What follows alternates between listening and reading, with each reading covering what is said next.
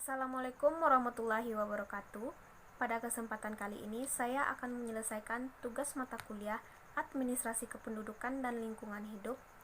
Penjelasan kegiatan KKL saya yang berjudul Pengelolaan Sampah Pasar Tradisional dalam rangka menjaga kesehatan pasar.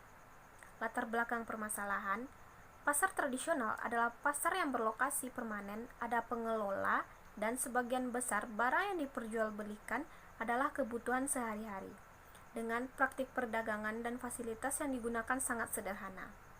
Salah satu permasalahan di pasar tradisional ini adalah sampah.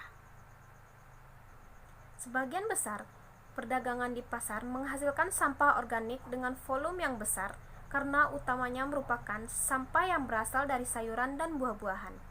Tetapi sampah non-organik juga menjadi permasalahan. Aktivitas para perdagangan selalu meninggalkan sampah yang sisa yang dianggap tidak berguna sehingga diperlakukan sebagai barang buangan yang disebut dengan sampah.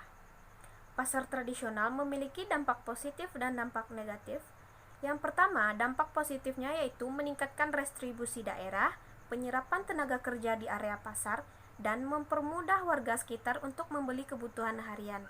Sedangkan dampak negatifnya terhadap lingkungan yaitu adanya sampah yang dihasilkan dalam kegiatan di pasar berupa sampah sisa sayuran, buah-buahan, dan makanan lain yang menimbulkan bau busuk dan mencemari lingkungan jika tidak ditangani dengan baik.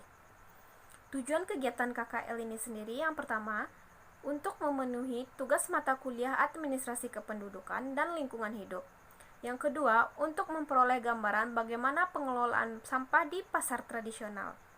Yang ketiga, untuk memperoleh pengalaman bagaimana pengelolaan sampah di pasar. Kaitan kegiatan ini dengan mata kuliah yaitu peningkatan timbunan sampah di pasar tradisional. Ini disebabkan oleh pertumbuhan penduduk yang sangat tinggi, perkembangan industri sangat pesat, serta urbanisasi dan modernisasi. Pelaksanaan kegiatan ini saya laksanakan pada tanggal 30 November di Pasar Tradisional Kota Solo dengan rincian kegiatan yang pertama wawancara dengan pegawai di Dinas Lingkungan Hidup, yang kedua melihat keadaan dan kegiatan di pasar raya pada siang hari. Hasil yang didapatkan, setelah pasar ditutup dan para pedagang telah meninggalkan pasar, maka para petugas akan turun ke pasar untuk membersihkan sampah-sampah yang diakibatkan oleh pedagang dan pengunjung pasar. Jenis sampah yang dikelola ada dua macam. Yang pertama, sampah organik dan sampah anorganik. Sampah organik dan anorganik ini dipilah terlebih dahulu sebelum diangkut oleh petugas kebersihan menggunakan kompaktor ke tempat pembuangan akhir atau ke TPA yang bertempat di Ampang Kualo. Selanjutnya, sampah organik diolah, contohnya untuk peternakan. Selanjutnya, sampah-sampah tersebut dibawa ke TPA oleh petugas kebersihan.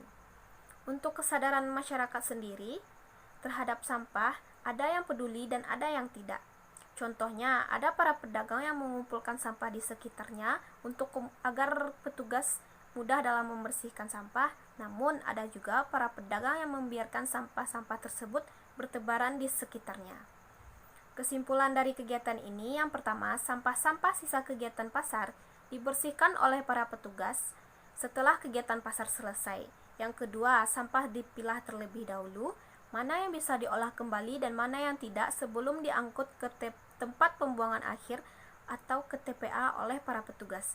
Yang ketiga, sebagian besar para pedagang mengumpulkan sampah di sekitarnya agar para petugas mudah dalam membersihkan sampah.